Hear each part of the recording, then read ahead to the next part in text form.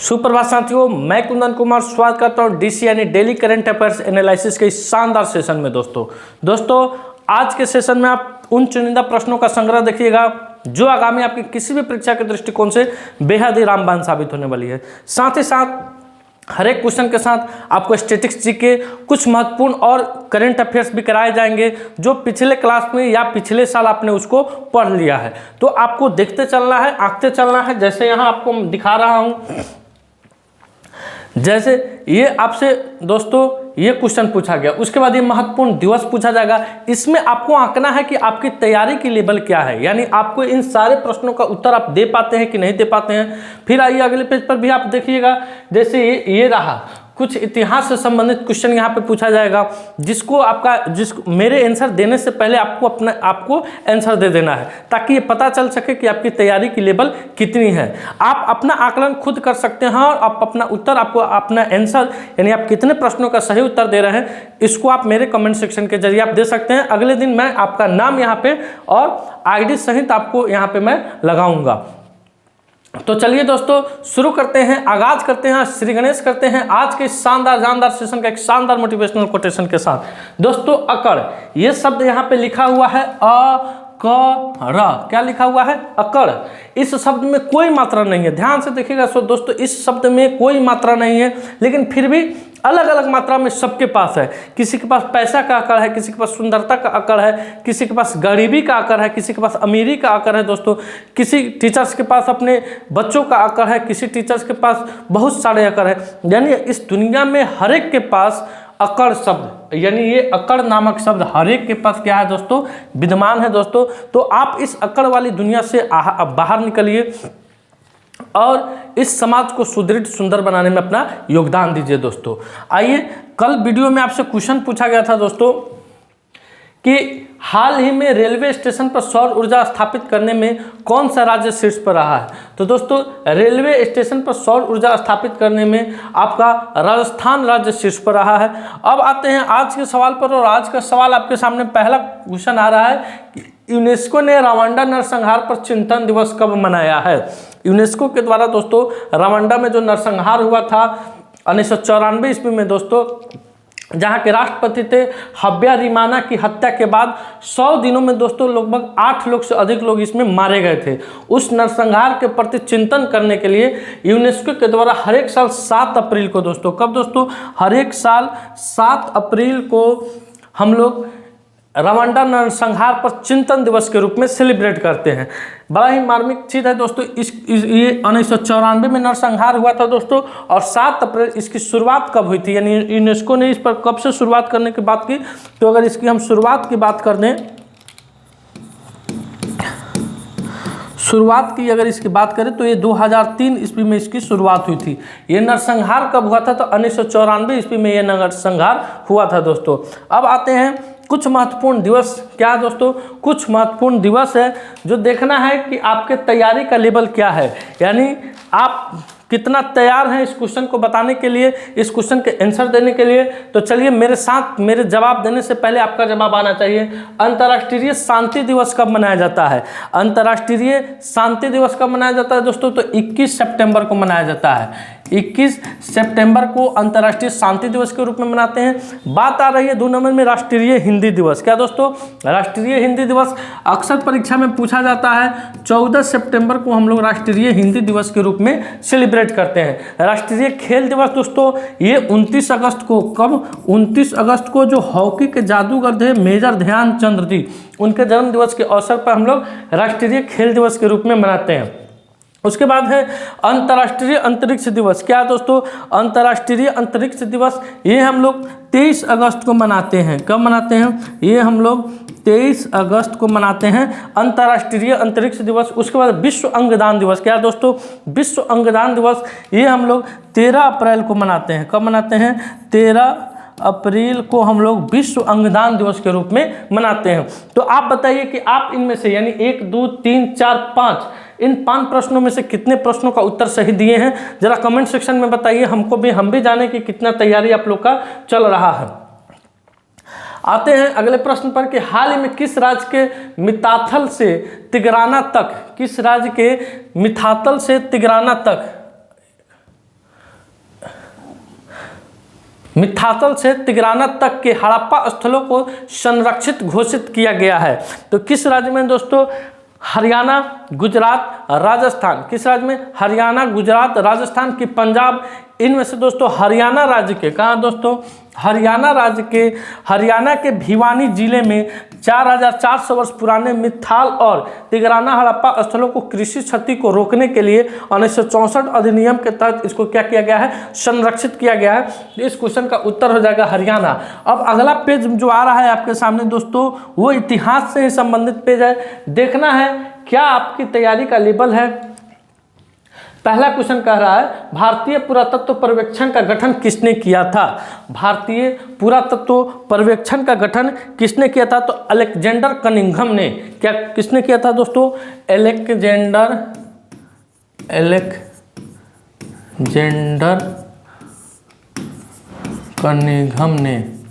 Cunningham ने भारतीय पुरातत्व पर्यवेक्षण का क्या किया था? गठन किया था। उसके बाद है सिंधु घाटी सभ्यता की सबसे महत्वपूर्ण विशेषता क्या थी? तो दोस्तों ईंट से बने भवन। क्या दोस्तों? ईंट से बने भवन। ईंट से बने भवन। ईंट से बने भवन सिंधु घाटी सभ्यता की क्या थी? सबसे महत्वपूर्ण विशेषता थी। सबसे पहले पहिए किससे बने थे? यानी सिंधु सभ्यता में सबसे पहले अगर पहिए की बात की जाए दोस्तों तो वो लकड़ी के, किसके दोस्तों? लकड़ी के पहिए बने थे। सिंधु घाटी सभ्यता के लोगों की मुद्रा में किस देवता की आकृति थी? तो पशुपति की। किसकी आकृति थी दोस्तों? पशुपति की। उसके बाद है मोहनजोदड़ो कहाँ स्थित है? तो सिंध में स्थित है। मोहनजोदड़ो कहाँ स्थित है? सिंध में स्थित है। कौन दोस्तों? मोहनजोदड़ो कहाँ स्थित है? सिंध में स्थित है। आइए अगले प्रश्न की तरफ बढ़ते हैं। अगला प्रश्न आपकी स्क्रीन पे आ रहा है। किस राज्य सरकार ने पुलिस भर्ती में अग्निवीरों को 20% आरक्षण देने की घोषणा की है? किस राज्य सरकार ने दोस्तों पुलिस भर्ती में अग्निवीरों को 20%, यानी जो अग्निवीर 4 साल सेना में काम करने के बाद आते हैं तो उसको राजकीय पुलिस में 20% आरक्षण देने का प्रावधान किया गया है। ये किस राज्य सरकार के द्वारा किया गया है? तो हरियाणा के मुख्यमंत्री। किसके द्वारा किया गया दोस्तों? हरियाणा के मुख्यमंत्री है नायब सिंह सैनी। कौन है? हरियाणा के मुख्यमंत्री नायब सिंह सैनी है। इनके द्वारा दोस्तों सशस्त्र बलों में अनिवार्य 4 साल की सेवा पूरी करने के बाद अग्निवीरों को राज्य पुलिस की भर्ती में 20% का क्या दिया जाएगा? आरक्षण दिया जाएगा दोस्तों। अब आते हैं अगले क्वेश्चन की तरफ। अगला क्वेश्चन है दोस्तों कुछ योजनाएं हैं जिनके बारे में देखते हैं, कल भी कराया गया था। क्या है सवेरा कार्यक्रम? क्या है दोस्तों? सवेरा कार्यक्रम की अगर बात करें तो सबसे पहले किस राज्य में हुआ था? तो हरियाणा राज्य में। सवेरा कार्यक्रम हरियाणा राज्य में हुआ था। हरियाणा स्वच्छ वायु परियोजना। क्या है दोस्तों? हरियाणा स्वच्छ वायु परियोजना ये किस राज्य में है? तो हरियाणा राज्य में ही है। हरियाणा स्वच्छ वायु परियोजना हरियाणा राज्य में। सुभद्रा योजना की बात करें, सुभद्रा योजना दोस्तों उड़ीसा में शुरू हुआ था। कहाँ शुरू हुआ था? उड़ीसा में। सुभद्रा योजना कहाँ शुरू हुआ था दोस्तों? उड़ीसा में शुरू होता है। सीएम किसान योजना। क्या है दोस्तों? सीएम किसान योजना ये भी आपको उड़ीसा में शुरू हुआ था। सीएम किसान योजना ये भी आपको उड़ीसा में शुरू हुआ था। जल संचय जल भागीदारी पहल। क्या है दोस्तों अगला क्वेश्चन? जल संचय जल भागीदारी पहल ये गुजरात में कहाँ हुआ था दोस्तों? गुजरात राज्य में। गुजरात में इस योजना का क्रियान्वयन हुआ था, शुरू हुआ था दोस्तों। तो आइए बढ़ते हैं अगले प्रश्न की तरफ। अगला प्रश्न आपकी स्क्रीन पे है दोस्तों कि हाल ही में भविष्य में विकास के लिए प्रोजेक्ट स्प्रिंट किसने लॉन्च किया है? तो दोस्तों इंडियन ऑयल कॉरपोरेशन ने वैश्विक ऊर्जा रुझानों के बीच भविष्य के तैयार रहने के लिए प्रोजेक्ट स्प्रिंट, क्या दोस्तों?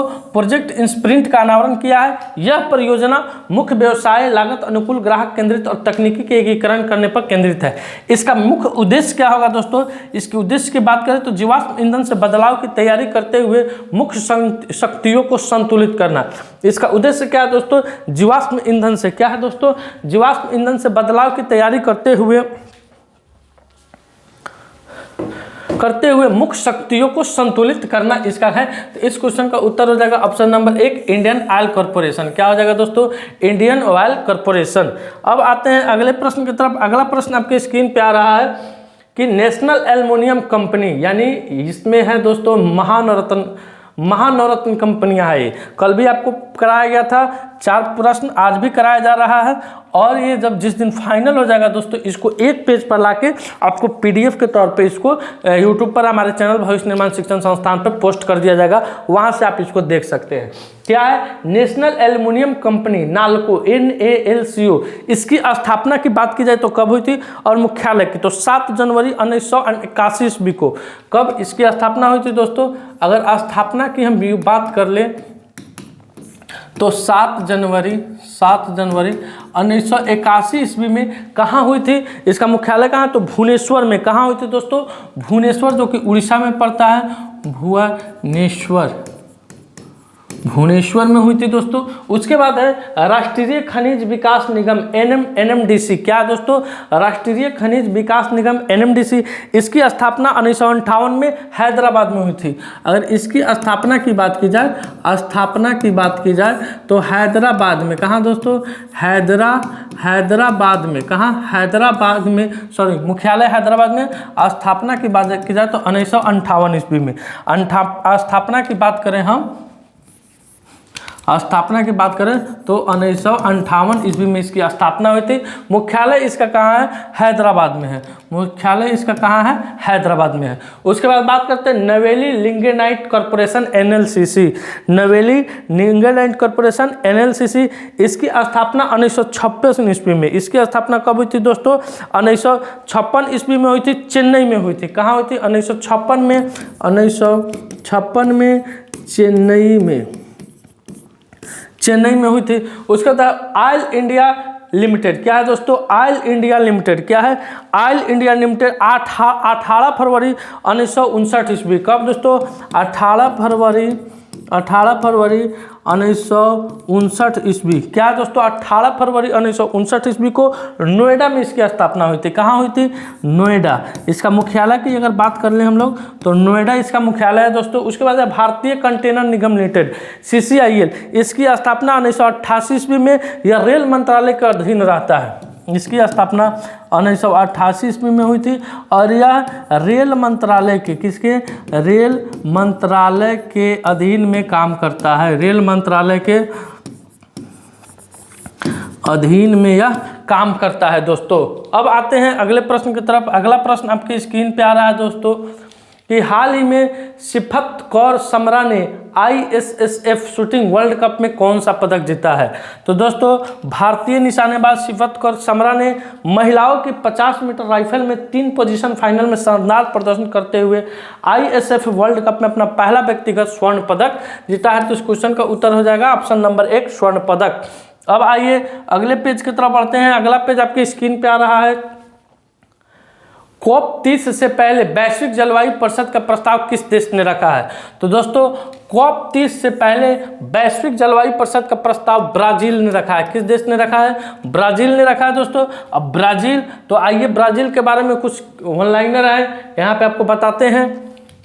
11वीं जो ब्रिक्स पर्यावरण मंत्रियों की बैठक कहाँ हुई थी आयोजित दोस्तों? तो ब्राजील में हुई थी। OPEC प्लस में ब्राजील क्या हुआ? हाल फिलहाल में शामिल हुआ है।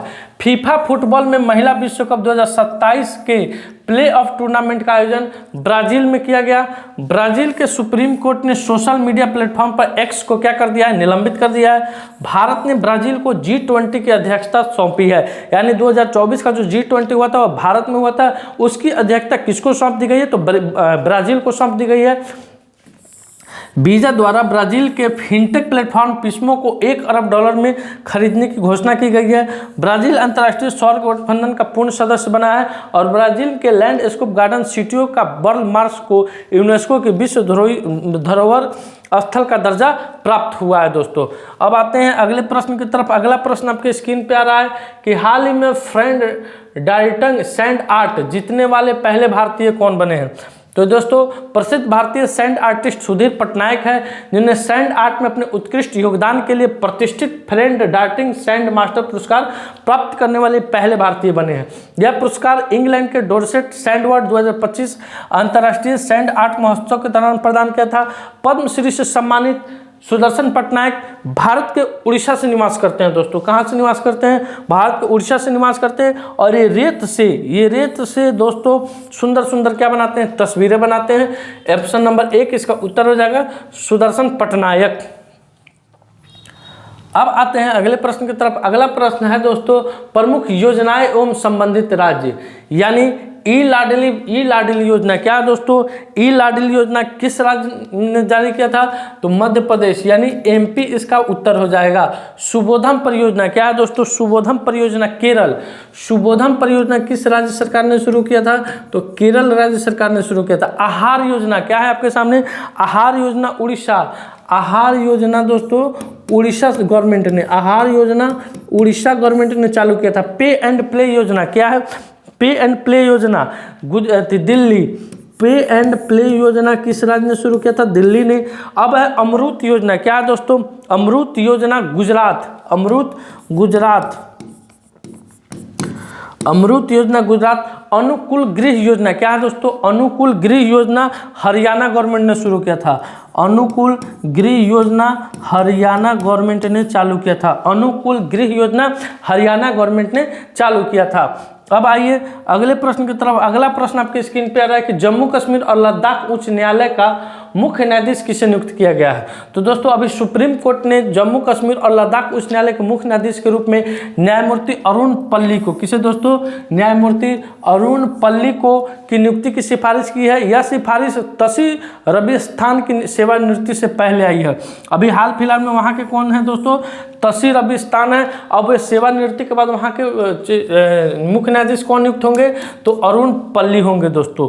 अब आते हैं अगले प्रश्न की तरफ। अगला प्रश्न है दिल्ली विधानसभा का अध्यक्ष किसे नियुक्त किया गया है? आप सभी लोग जानते हैं दिल्ली विधानसभा का अध्यक्ष किसे नियुक्त किया गया है? तो विजेंद्र गुप्ता को। किसे दोस्तों? विजेंद्र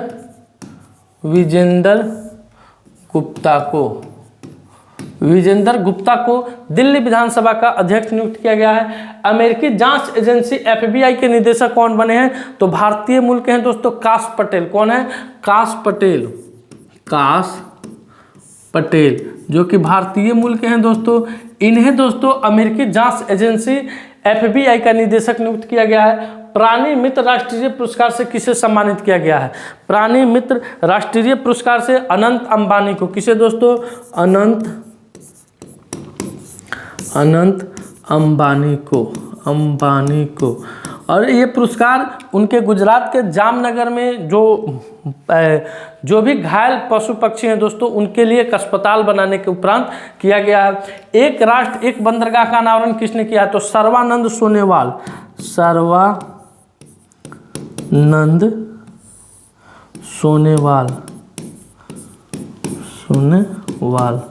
सर्वानंद सोनेवाल के द्वारा एक राष्ट्र एक बंदरगाह का अनावरण किया गया। इसके बाद फोर्ब्स इंडिया लीडरशिप अवार्ड से किसे सम्मानित किया गया है? तो अभी ICC के अध्यक्ष हैं दोस्तों जय शाह के द्वारा फोर्ब्स इंडिया लीडरशिप अवार्ड से इन्हें सम्मानित किया गया है। अब आते हैं दोस्तों अगले प्रश्न की तरफ। अगला प्रश्न आपकी स्क्रीन पे आ रहा है कि हाल ही में भारत को किस संगठन के विशेषज्ञ समूह के सदस्य के रूप में 2025-27 के कार्यकाल के लिए चुना गया है? तो ISAR। किसके दोस्तों? ISAR यानी international and standards of accounting and reporting. ISR का फुल फॉर्म क्या है? International standards of accounting and reporting.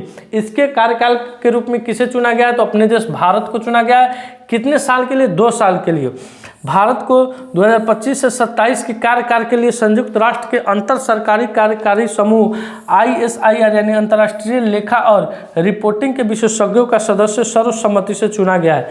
यह चयन वैश्विक लेखा मानकों के निर्माण और वित्तीय रिपोर्टिंग में एनेक्स पारदर्शिता को बढ़ावा देने में भारत की सक्रिय भूमिका और प्रतिबद्धता को दर्शाता है दोस्तों। अब आते हैं वक्रता त्रिज्या और फोकस दूरी के सूत्र क्या है? वक्रता त्रिज्या और फोकस दूरी के सूत्र क्या है दोस्तों?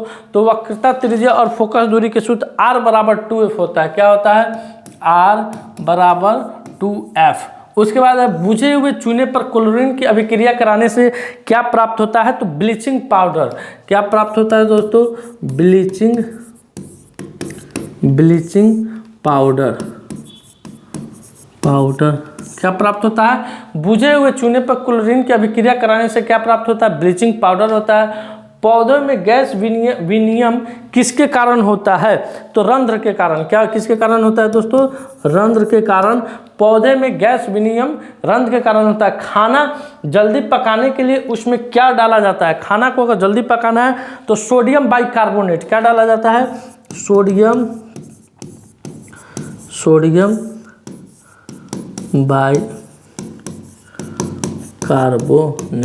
क्या डाला जाता है? Sodium bicarbonate. खाना को जल्दी पकाने के लिए उसमें सोडियम बाइकार्बोनेट को डाला जाता है। अब आते हैं अगले प्रश्न की तरफ। अगला प्रश्न है आपके स्क्रीन पे कि हाल ही में हितेश गुलिया ने विश्व मुक्केबाजी कप 2025 में कौन सा पदक जीता है? तो दोस्तों इन्होंने भी स्वर्ण पदक जीते हैं। भारत के मुक्केबाजी टीम ने ब्राजील के फाज डू इंगासू में आयोजित 2025 वर्ल्ड कप बॉक्सिंग कप में अपने पहले ही प्रयास में शानदार प्रदर्शन कर इस प्रतियोगिता में हितेश गुलिया ने इतिहास रचते हुए भारत के लिए पहला स्वर्ण पदक जीता है। तो इसका ऑप्शन नंबर 1 उत्तर हो जाएगा स्वर्ण पदक। अब आते हैं अगले प्रश्न की तरफ। अगला प्रश्न आपकी स्क्रीन पे आ रहा है कि हाल ही में राष्ट्रपति द्रौपदी मुर्मू ने कहाँ सिटी की ऑफ ऑनर सम्मान से सम्मानित किया गया है? तो अभी पुर्तगाल की यात्रा पर हमारी भारत की महामहिम राष्ट्रपति गई है, वहीं पर दोस्तों सिटी की ऑफ ऑनर सम्मान से इन्हें क्या किया गया है? सम्मानित किया गया है। अगला क्वेश्चन है, ये आपके सामने प्रमुख देशों के कुछ सर्वोच्च सम्मान है दोस्तों। Presidential medal of freedom America का आप सभी जानते हैं। भारत रत्न अमेरिका का है। निशान ए पाकिस्तान का है। Pour le Merite Iron Cross Germany का है। Member of British Empire United Kingdom का है। ऑर्डर ऑफ मेलोनाइस सन जापान का है। लेजेंड ऑफ ऑनर फ्रांस का है दोस्तों। The Order of the Golden Star Vietnam का है। उसके बाद the Order of San Martin